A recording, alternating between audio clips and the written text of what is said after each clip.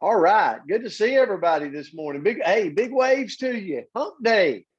We are in hump day. Well, I've been worried about you lately. No, the word is worry. The word is worry today. And I, Coach Myra, I'm looking real quick. I just want to make sure on my text. Okay. So she had a meeting that just came up. Obviously, they're going through hiring and things like that. So our message for today is worry, and I might get a little input. Let me ask you a question. Have you ever been in a state of worry? You know, you go to bed at night, you're worrying a little bit. You get up in the morning, you got some worry on your mind. You go through the day. You know, I used to do this as a kid all the time because I might have been a little mischievous. You know, when I did something wrong and we sitting around the table and everybody's laughing and cutting up and having a grand old time. And I got this little look on my face, my dad would say. He'd say, "Son, what are you over there worried about? What have you screwed up this time?" And then we would go into confession mode at that point. But so I have worried a lot in my life. And if you look at the definition, it's give away to anxiety or unease, allow one's mind to dwell on difficulty or troubles. Think about a dog. Think about a dog. A dog, and this is the word worry. It's in the definition if you look it up. A dog, tear at, gnaw on, drag around with their teeth. Or it could be Bill's cat. But you get the point. Okay? A state of anxiety and uncertainty over actual or potential problems. How many of you in your job, in your profession, have you had problems that created anxiety and uncertainty? You know, can you relate? Maybe you're going through it right now. Multiple ways to attack the word worry. You know, how to handle stress and relieve our worries is one way to attack it. How to allow what worries us to guide us, right? If it's worrying us, then it's probably guiding us, or maybe we're on that mission for a reason. Or like a bird, picture a dog worrying a bone. Okay, so I want you to get that in perspective. When I talk about worrying a bone, think about the dog out there that's just gnawing and gnawing and gnawing on that bone. Try to take it away from them. What do? They hold on to it with dear life, like not wanting to let go. They're doing it tenaciously. And it's really just like we need to be doing with our goals. And I tell you, I've got big, really big goals right now in my life. And I'm speaking of myself, but I want you to think about you. Like I got big goals, but there's worry. There's worry. But could I be like that dog that's worrying on a bone? Like I'm gonna latch on and I'm just gonna latch on and work. If we're if we're if we are not worrying that bone, how can we really expect to make changes? And I was thinking about this recently. I just started a new health journey. Like I have goals. Now, I've been in a health and nutritional company for a while, but I'm 45 years old and we talk about health care all the time in our world. How many of you live a life where you're talking about health care? You know, do you have health care? Do you have insurance?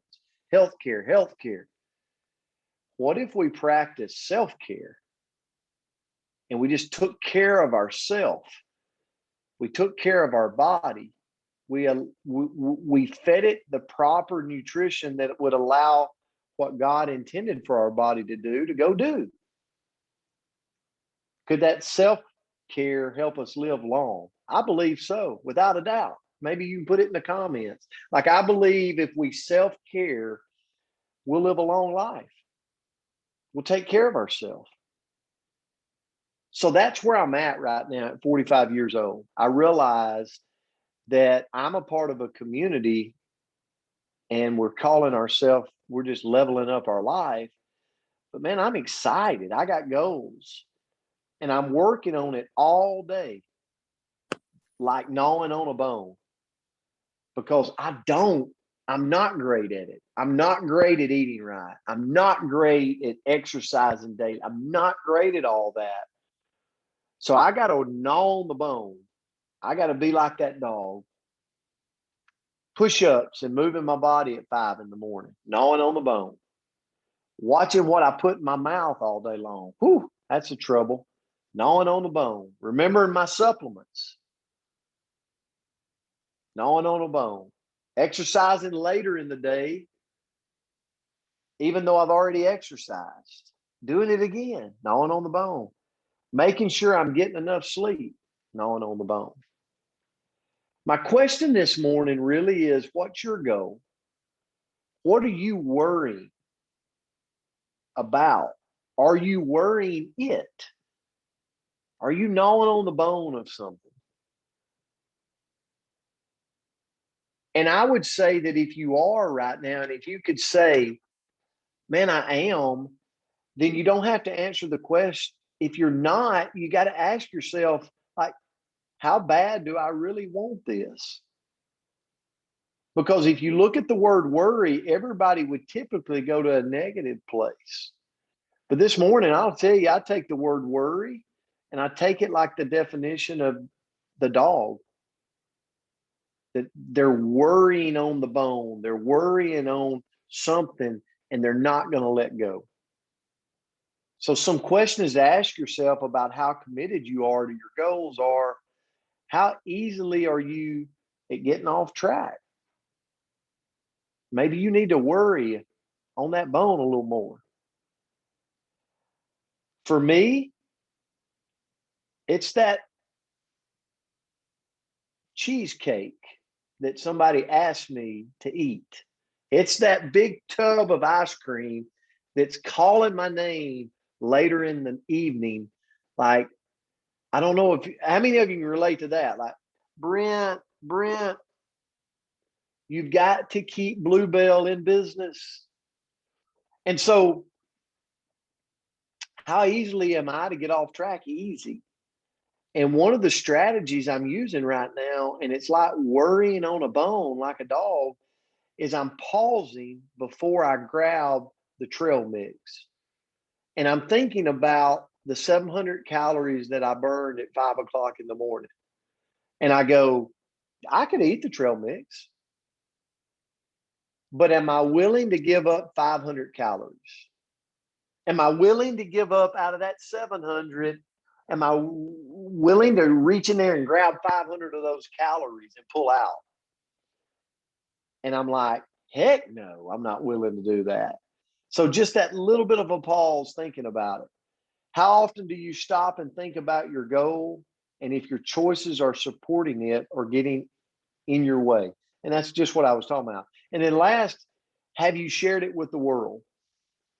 Man, I want to tell you right now, we're a part of a community called Level Up that we're sharing to the world what we're doing about leveling up our life and finding other people to level up theirs.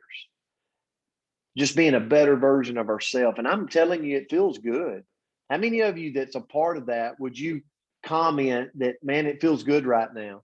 It feels good to go in and make a post on Level Up Life. It feels good to like just say, you know what?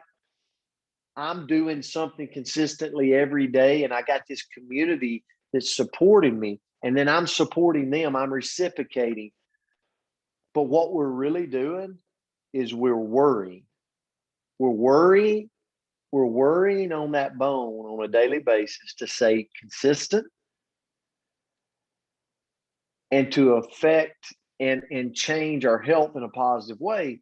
So I don't know what it is for you today. I don't know what your passion is right now that you go, I got goals. I want to go after them, But I'm telling you right now, it's okay to worry. It's okay to be anxious.